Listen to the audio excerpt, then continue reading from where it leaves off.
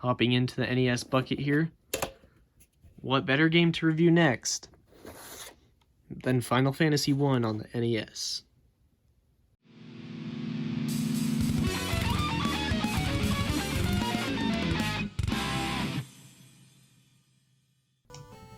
Alright, so in this game, you have a team of 4 characters, and I kind of just made a basic one here to start off. So you get to select each of your characters, kind of what type they are. So of course, mages are going to be able to do heavy magic damage, and characters like a fighter are going to have heavy physical damage, and they'll be able to wield weapons like a sword pretty effectively. So I made just a basic team here. You are able to name your characters. I just threw this together really quick to get this video out. So from here on the menu screen, of course, you have your items, and I have nothing right now, but that's where you'll find things like potions. And then in magic here, if you select them, you'll be able to find your magic if it's a mage. And then weapon here, you can equip different weapons you find throughout the game, and there are some really good ones, and the progression is really satisfying in that as you go through each town, as you progress in each town, you'll find a stronger weapon. So here is the armor. Same thing goes with the armor. As you go through each town, better armor.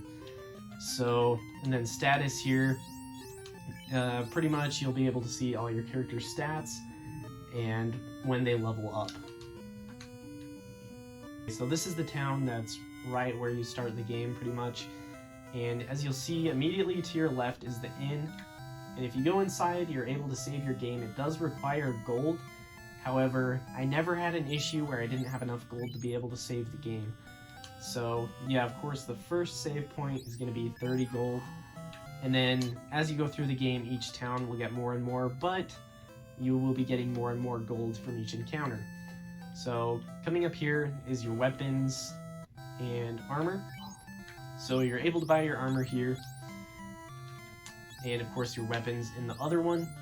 And again, each town has one, and you're able to get better gear throughout.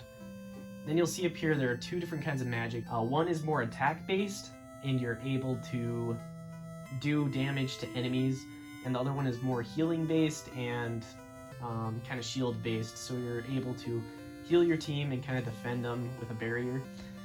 And yeah, so you buy them in each of these, and same thing goes with the weapons and armor.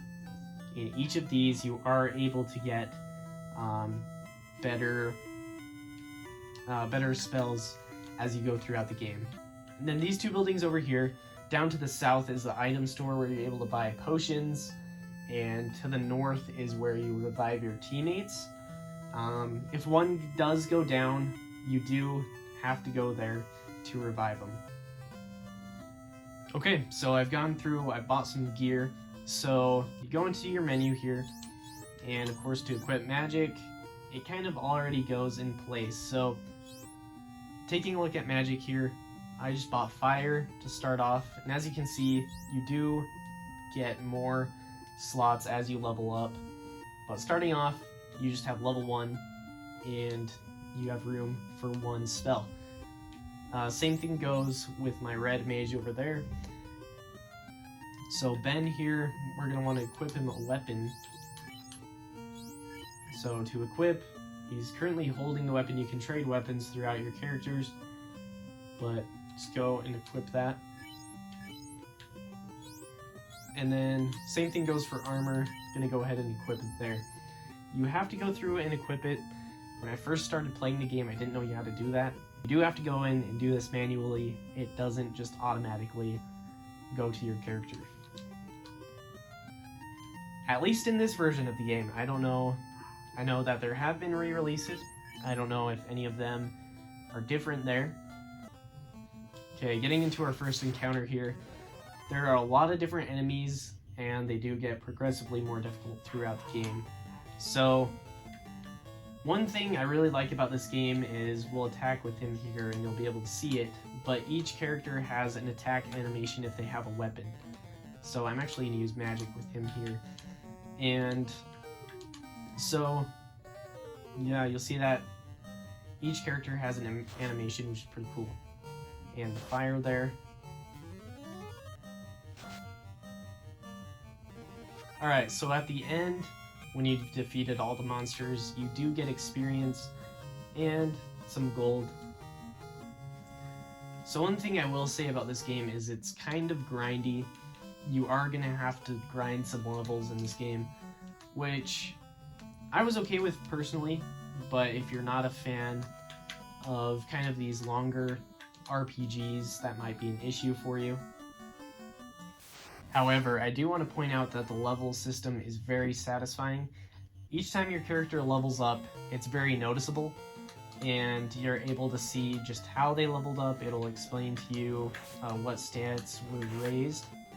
So overall, this game is super fun, and if you don't like long RPGs that make you grind for levels, this game's probably not for you.